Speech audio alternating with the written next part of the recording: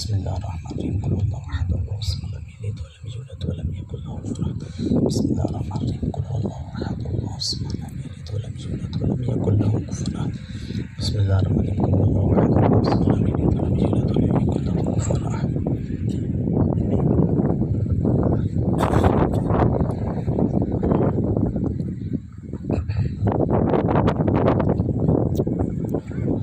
अल्लाहुम्मा सल्लि अला सय्यिदिना मुहम्मदिन व इत्रतिही व अददि कुल्लि मअलूम। या अल्लाह या रहीम व रहमान रब, असां ख़ाली आहियूं, ख़ताकार आहियूं, पर तुंहिंजी मख़लूक़ तुंहिंजे हबीब सल्लल्लाहु अलैहि वसल्लम जा उम्मती आहियूं।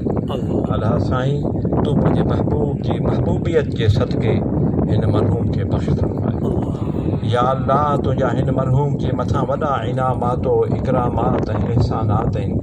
तो हिन मरहूम खे नेस्त मां हस्त बनायो, अशरफुल मखलूक़ात इंसान बनायो, रिज़्क़ अता फरमायो, रोज़ी अता फरमाई, औलाद ऐं इज़्ज़तूं अता फरमायूं।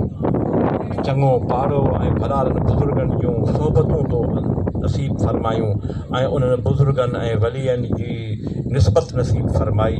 या अल्लाह, ऐं वॾे खां वॾो इहो अहसान त तो हिन मरहूम खे मुवहिद मुसलमान बनाए, ला इलाहा इल्लल्लाह मुहम्मदुर रसूलुल्लाह जो कलमो अता फरमाए, तो हिन मरहूम खे दुनिया में मोकिलियो।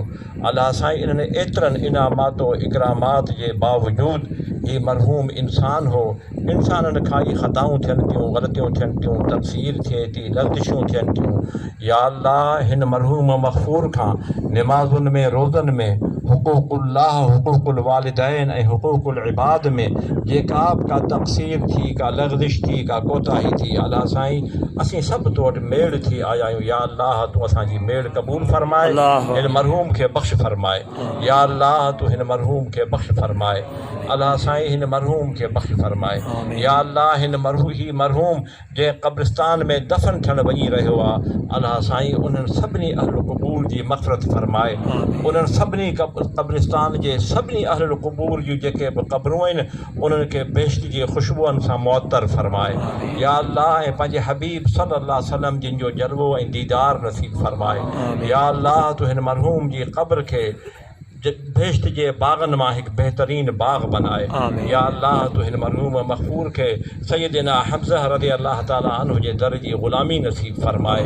या अल्लाह, तुंहिंजा आहियूं, तोखे परदा आहियूं, तूं ख़ैर अमन ऐं सलामती फरमाए। मुंहिंजा महबूब रब, हिन मरहूम जे पोयां जेके बि ख़ैर थींदा, ख़त्मा थींदा, ख़ैरात थींदा, उहे सभु जा सभु तूं अॻुवाट ई क़बूल फरमाए। ओ अलीम, ओ मुंहिंजा रब, तूं अलीम ऐं तूं ख़बीर ऐं तूं बसीर ऐं मुंहिंजा रब, तूं अल्लामुल ग़ुयूब ऐं या अल्लाह, जेके बि हिन जे पोयां ख़ैर थींदा, ख़त्मा थींदा, दुआऊं थींदियूं, उहे सभु क़बूल फरमाए ऐं हिन मरहूम जी निजात जो ऐं दर्जात जी बुलंदी जो बास बनाए। मुंहिंजा महबूब रब, तूं ख़ैर फरमाए। या अल्लाह, ऐं हिन पंहिंजे बचनि लाइ जेके दुआऊं घुरियूं, अल्लाह साईं, उन्हनि जा समरात हिन जे औलाद खे नसीब फरमाए। या अल्लाह, हिन मरहूम जे घर ते, बचनि ते रहमतूं, बरकतूं, बख़्शिशूं ऐं नेमतूं नाज़िल फरमाए। मुंहिंजा महबूब रब, तूं ख़ैर अमन ऐं सलामती फरमाए। या अल्लाह, हिन मरहूम मग़फ़ूर खे क़ब्र में पहिरीं हज़रत गौसुल आलमीन सैयदना ज़ियाउल सैयदना व मुर्शिदना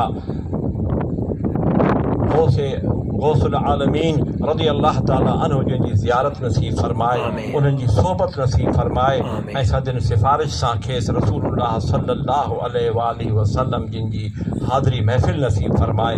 या अल्लाह, असीं तुंहिंजा आहियूं, तोखे परदा आहियूं, तूं ख़ैर अमन ऐं सलामती फरमाए। मुंहिंजा महबूब रब, तूं ख़ैर अमन ऐं सलामती फरमाए।